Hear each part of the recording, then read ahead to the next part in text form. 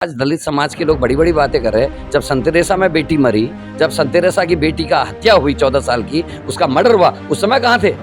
उस समय पुतले क्यों नहीं जलाए? एक व्यक्ति जो है वो इतने बड़े पद पर बैठ गए, इसलिए आपको जलन हो रही है, ऐसा कहना था लोगों का। बड़े भाई, अगर जलन होती तो बहुत सारे लोग पहले भी बैठे। जब उत्तरकाशी की 4 दलित की बेटियों का बलात्कार हुआ और न्याय नहीं मिला, उसमें कहाँ थे? तो मेरी कोई निजी जमीन जायदाद का झगड़ा है, मेरा झगड़ा सिस्टम से है और मैं सिस्टम के खिलाफ बोलूंगा। जहाँ थोड़ा आप लोग कम हाथ रखिए, जो सरकार है, सत्ता है, उनकी ज्यादा जिम्मेदारी तो उन पर ज्यादा नजर रखिए। यूके भर तो सत्ताधारियों से पूछता है, बड़े सवाल किए हैं जब वो अपना मकान गादे फिर रहे थे जीएसटी का, उसमें हमने बड़े सवाल किए हैं। वही सवाल मैं आपसे मुद्दाओं की बात करेंगे तो बीजेपी को देखिए ना, बड़ी मछली छोटी मछली खनन लोकसभा में उठ रहा है, सीबीआई एक कह रहा है सीबीआई जांच नहीं होगी, सांसद कहता है सीबीआई जांच होनी चाहिए, बाद में हार के फिर सीबीआई जांच। कानपुर विधानसभा में हमने देखा है 22 का चुनाव आपका हुआ, तो वहाँ पर आपका जो कांग्रेस प्रत्याशी था वो डमी कैंडिडेट के रूप में देखा गया था, तो क्या जिता कैंडिडेट लाएंगे इस बार? निश्चित ही लाए।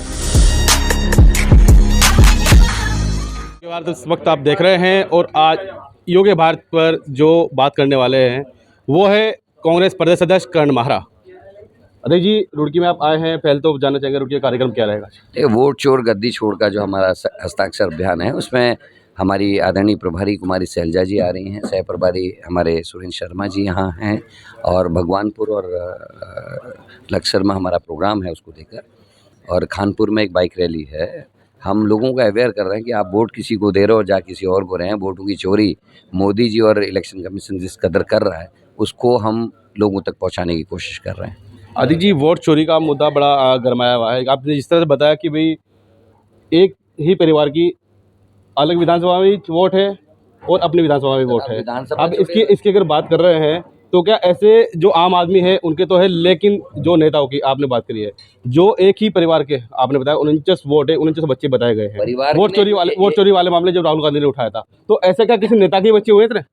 देखिए, अभी तक कुछ आया नहीं, हम आंकड़े जुटा रहे हैं। हमने 4000 अभी आरटीआई हमने उत्तराखंड में भी लगाई है, लेकिन ये आश्चर्य था, महाभारत में और रामायण में तो सुनते थे, पर ये पहली बार कलयुग में देख रहा हूँ कि एक ही आदमी को 49 बच्चे दिखाए हैं इलेक्शन कमीशन ने, तो ये आश्चर्यजनक था। और आपने विधानसभा की बात की, हम विधानसभा की बात नहीं कर रहे हैं, ऐसे शख्स भी हैं जिनके 4-4 राज्यों में अपने वोट हैं, तो ये आश्चर्यजनक है। और जिस तरीके से केदारनाथ का हम उदाहरण देना चाहेंगे, बाई इलेक्शन और एमपी इलेक्शन में केवल 4-5 महीने का डिफरेंस था। 8000 वोट काटे गए, 4800 वोट जोड़े गए, तो ये आश्चर्य नहीं तो और क्या है। 4 महीने में कहाँ इतना बड़ा परिवर्तन आ गया। और महाराष्ट्र में तो 60 लाख वोटर्स का हेर फेर हुआ है 2 इलेक्शन 4 महीने के बीच में। तो ये इलेक्शन कमीशन इन बातों के जवाब नहीं दे रहा। आप वीडियोज़ मांग रहे हैं, वीडियो क्लिपिंग्स मांग रहे हैं सीसीटीवी की, वो नहीं दे रहे हैं, तो ये दिखाता है कि कहीं ना कहीं बहुत बड़ा घोटाला है। बात करें तो भाई आप तैयारी कर रहे हैं, 2027 की तैयारी चल रही है, चाहे भाजपा की हो, कांग्रेस की हो, अन्य पार्टी दलों की हो।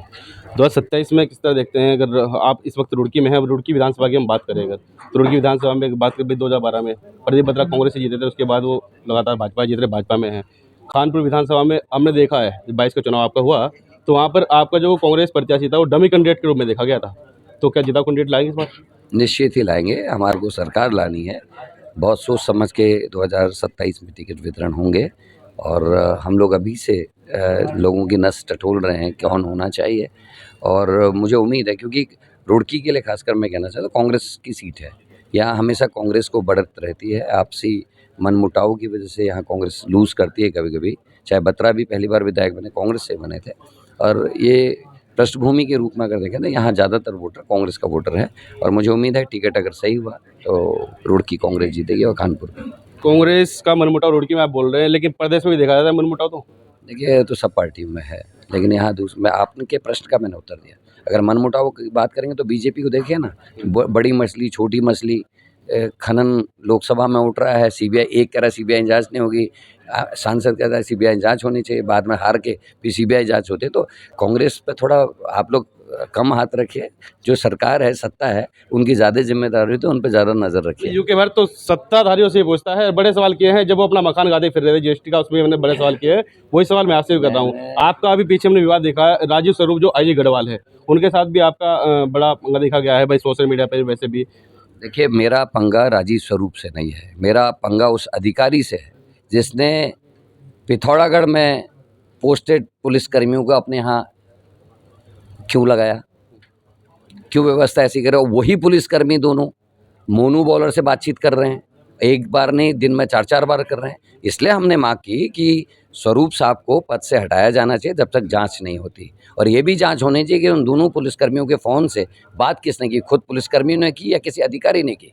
क्योंकि ये मोनू बॉलर वाला जो प्रकरण है, छोटा मोटा प्रकरण नहीं है, और मैं विपक्ष का अध्यक्ष हूँ। ये मेरी जिम्मेदारी है कि अगर उत्तराखंड में कुछ गलत हो रहा है मैं उसमें आवाज़ उठाऊँ। राजीव स्वरूप से कोई मेरी कोई निजी जमीन जायदाद का झगड़ा है, मेरा झगड़ा सिस्टम से है, और मैं सिस्टम के खिलाफ बोलूँगा जहाँ गलती होगी। भाई दलित समाज में बड़ा विरोध देखने को मिला है। भाई आप अधिकार की बात कर रहे हैं, क्योंकि दलित समाज के उनका कहना है कि दलित समाज के एक व्यक्ति जो है वो इतने बड़े पद पर बैठ गए, इसलिए आपको जलन हो रही है। ऐसा कहना तो होगा। बड़े भाई, अगर जलन होती तो बहुत सारे लोग पहले भी बैठे हैं।